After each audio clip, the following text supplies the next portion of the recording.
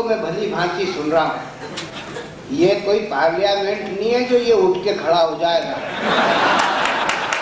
तो हमारी प्रशंसा में लिख, हमने यात्री बचा दिए। मैंने कहा ठीक है साहब लिखूंगा। तो जैसी मेरे से लिखी गई वो मैंने लिख दी। आप दिल पर हाथ रखकर सुनना। और मैं कहना चाहता हूं कि अगर हमने इस तरह से विमान अपहरण जैसे समझौते नहीं किए होते तो वीरप्पन नाम का पाप हिंदुस्तान की धरती पर जीवित नहीं रहा होता। वीरप्पन जीवित इसलिए कि हमारे देश में समझौतावादी परंपरा है। इस विषय पर मैंने कविता लिखी, तभी आपके बीच पढ़ता हूं, क्योंकि 3 साल से आया नहीं हूं, इसलिए आपके लिए नई कविता है। जिन्होंने एक दो ने सुन भी रखी हो वो ऐसे सुनना कि नहीं सुनी।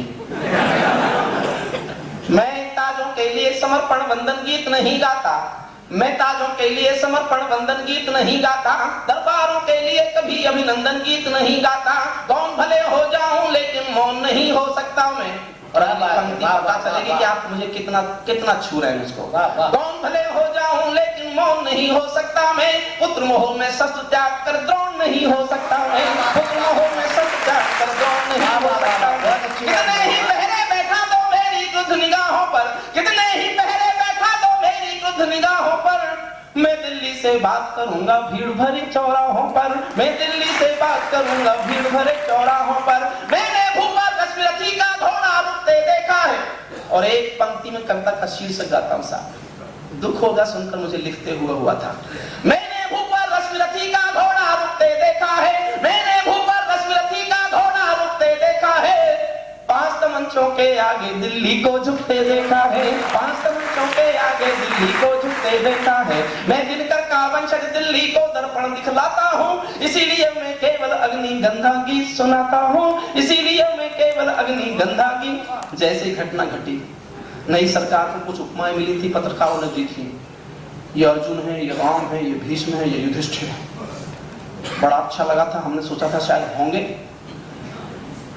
जब भारत का यान खड़ा था कंधारों की धरती पर, जब भारत का यान खड़ा था कंधारों की धरती पर, असमंजसता बनी हुई थी भारतीयों की मुक्ति पर। भीम छिपाकर मुंह बैठे थे बेशर्मी के दामन में, अर्जुन का गांडी पड़ा था कायरता के आंगन में। रावण वटहास करता था पंचवटी की राहों में, रावण वटहास करता था पंचवटी की राहों में।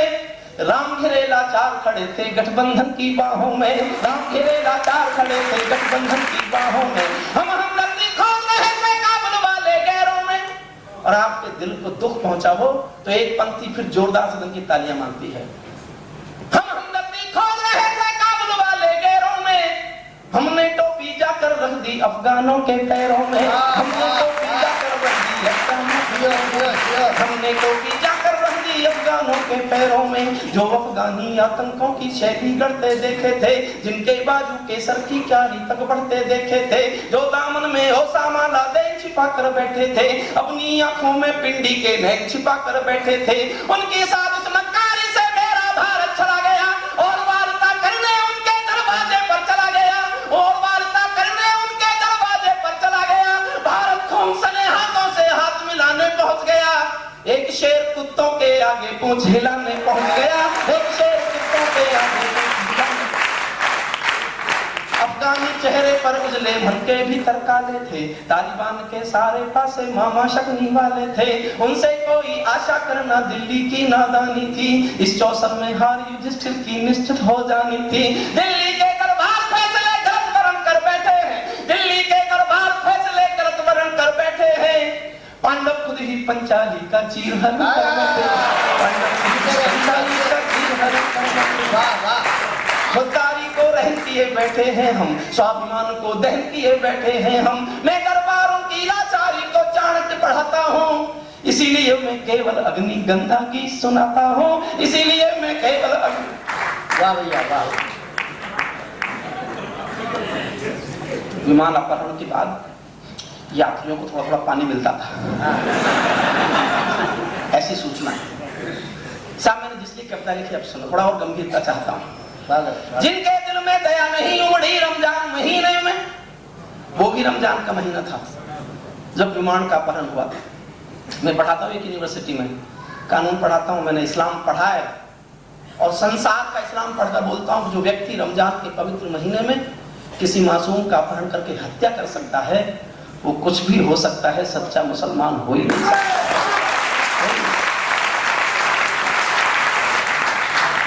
पर हमारा तो देश धार्मिक बहुत है। एक चौधरी साहब ने सेंट्रो कार खरीद ली गन्ने की पैसे से। गांव के पंडित के पास गया कि हवन कर दो, सेंट्रो लाया। और गांव का पंडित हवन तो जानता था, सेंट्रो क्या होती है ये नहीं जानता था। उसने चौधरी से कहा सेंट्रो क्या है, कोई लड़की है क्या? चौधरी ने समझा बेवकूफ पंडित है, इसको तो धर्म का ज्ञान ही नहीं है, इससे नहीं कराऊंगा हवन। बंबई आ गया, बंबई के 5 स्टार होटल के पंडित के पास गया, धर्म की जादी क्या था। उससे कहा पंडित जी सेंट्रो लिए हवन कर दो। ध्यान देना मेरी बात पर। वो 5 स्टार का पंडित था, उसने कहा सेंट्रो कार बहुत अच्छी है चौधरी साहब, लेकिन हवन क्या होता है?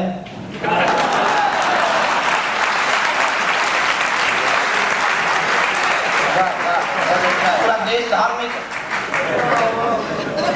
एक सरदार जी की भैंस गुरुद्वारे में जाकर उसी ग्रंथी को गुस्सा आ गया, सरदार को पकड़वा के बुलवा लिया, गुस्सा किया, आपकी भैंस गुरुद्वारे में चली आती है, बांध के नहीं रखते। सरदार जी ने हाथ जोड़े ग्रंथी के, माफ करो पशु है, इसे क्या पता कहाँ जाना चाहिए कहाँ नहीं जाना चाहिए, मैं आज तक आया हूं क्या?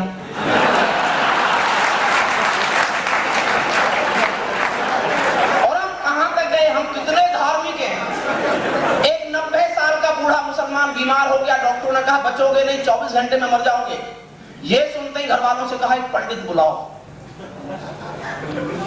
मुसलमान ने कहा पंडित बुलाओ। घर वालों ने पूछा क्या हो गया? 90 साल कट्टर मुसलमान रहे, मरने से पहले पंडित का क्या करोगे? बोले हिंदू बनूंगा। बोले क्यों? बोले मुसलमान क्यों मरे?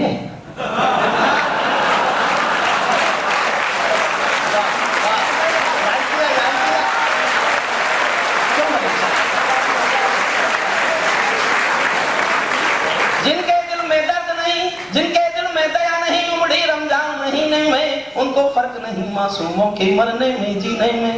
और मैंने केवल एक पंक्ति लिखने के लिए करता, लेकिन मुझसे कहा गया कि क्या करते भाई, क्या करते, कोई रास्ता था क्या? अरे हमने आतंकवादी छोड़कर यात्री बचा